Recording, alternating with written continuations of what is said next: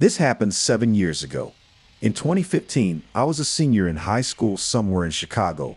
On a Friday at school, I received an invitation to a party from one of the students who was throwing a birthday party. I didn't know the guy well, to be honest, and I hadn't really interacted with him before. I heard that there would be music and non-alcoholic drinks, so no need for any trouble or recklessness. That was all I needed to hear. I arrived at the party location at 10:00 p.m. and the place was already hopping. I paid the guy at the door $5 for a plastic cup, and as long as I kept that cup in my hand, I could drink as many drinks as I wanted for free. I started wandering around looking for someone I knew, and I quickly found a classmate of mine. We sat together for most of the night. There were a lot of girls, but neither of us had the guts to approach them, so we just focused on sitting and drinking our fill. After my cup ran out, I went to refill it and took the liberty of trying a different drink. I had a few glasses of it because I liked it, but eventually I realized that it had a lot of alcohol in it. I confirmed this when the effects of the alcohol started to show on me. After a while, it looked like everyone had fainted from drinking or were about to. I was about to vomit as it was approaching 2:00 a.m. Everyone was stumbling. A group of guys showed up who looked older than high school students, and no one at the party could identify them. They went around inside looking for someone named John. I didn't know John personally, but I saw him at school from time to time. When they reached us, my classmate and I were outside taking in some fresh air.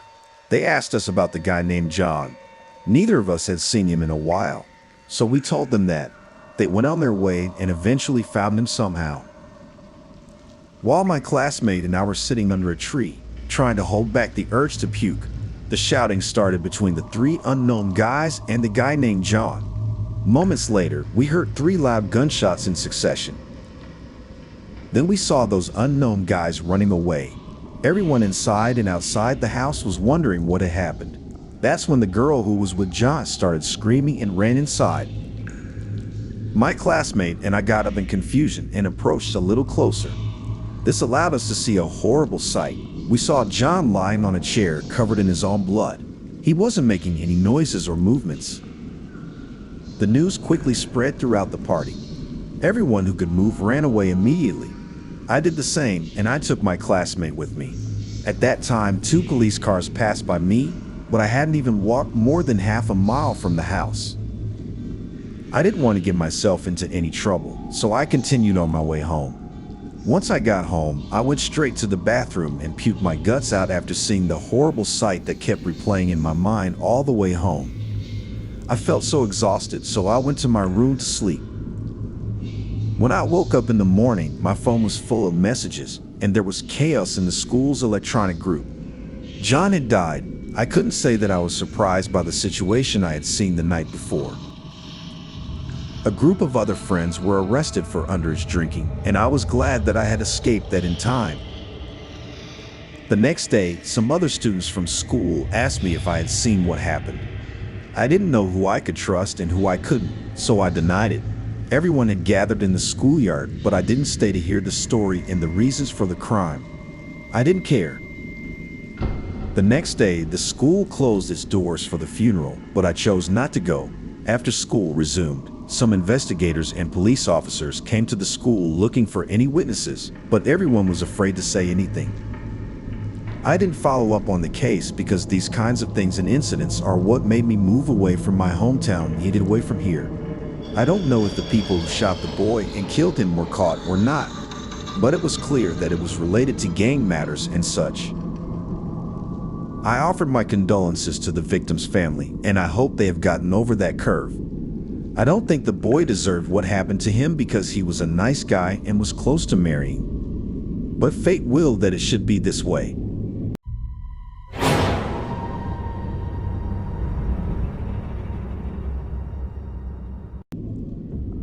I have always considered Halloween as my second birthday, not only because I get to express what is in my imagination through the costumes I wear, but it also happens to be a birthday. This continued at least until the 29th of October 2016. In that year, it was a big step towards the adult world. I had turned 21 years old, which means that it became possible to stay up for long times outside and even enter pubs and other places that require a legal age to enter. A Halloween party on 6th Street, which is the heart of the movement, activity, and nightlife in the city of Austin. It's an experience that everyone should experience, and though once in their life, a noisy street is full of movement, music, and lights, so that was an opportunity, and I wanted to end it with my friends by going to that place. It was on the eve of Halloween when I got ready and met my other friends.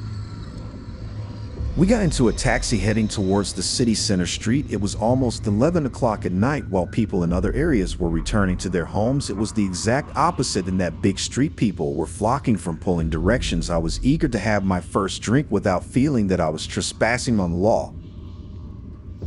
We spent the next 4 hours walking around the place and moving from one pub to another until we became unsteady, unable to walk, after which the memory became blurry and I hardly remember anything. But I remember waking up on the bathroom floor at home near the toilet chair. It was a great night and one of the best nights of my life, and I won't forget it, but I wish I could say the same about the day after that. I got sick a lot the evening after that. I was at home in my room when I received a call from my mother. One of my friends told me that her daughter had not returned home and had not received any calls or messages from her for more than 24 hours. I felt strange because my friend was close to her mother and all she wanted to do something. She was telling her mother so. And she asked for her permission, and it's impossible to ignore the news of her mother that she is staying with other friends. So her mother and I ended up looking for her for the rest of the day until late at night, trying to monitor her whereabouts, but without a stump, and honestly, I couldn't sleep that night. The next morning, it was time to report the matter to the police, and they took over from there. Then they checked surveillance cameras several times, and people were interrogated with the support of people, including the young man with whom the girlfriend was having an affair. But the investigation ended without any positive result, and the case ended in a closed road. The disappearance of a friend in that mysterious way without leaving any escapes made me very keen on my life. Until then, I don't like to go anywhere alone, and if I do, don't consume any intoxicating drinks. And I legally bought a small pistol to defend myself if things turned out that way. A long time passed after that, and when my girlfriend started to disappear, I received a shocking surprise. In the middle of a normal day when I was at work and received a call from another friend who told me that she also received a call from the mother of our missing friend, my features changed. My pulse quickened, and the first thing I thought was that the body of our friend had been found, but the reality was completely contrary to my fantasies. I didn't expect to hear it at all when she told me that she had been found alive by police officers in Kansas City.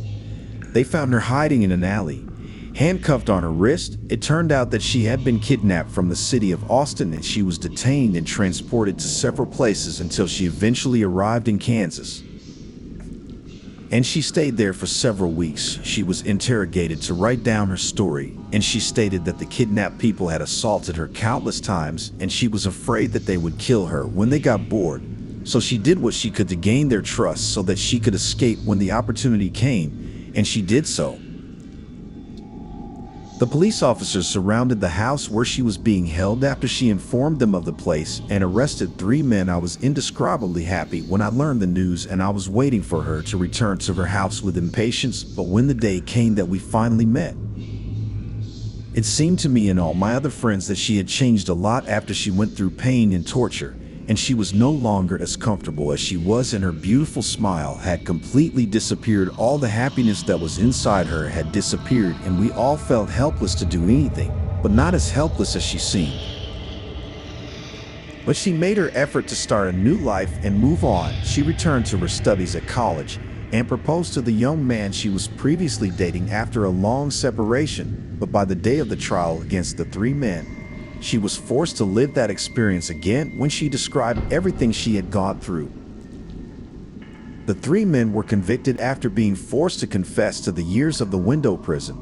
A long time passed after that, until she began to regain her personality, which we always knew her, and married the young man with whom she was in a relationship. They recently had beautiful twins, and that was the first time I saw my girlfriend in oogie happiness since she returned to us.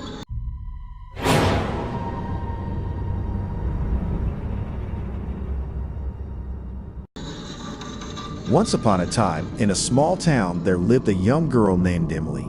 She was turning 10 years old, and her parents decided to throw her a birthday party at their old creaky house. The house had been abandoned for years, and many people believed it was haunted.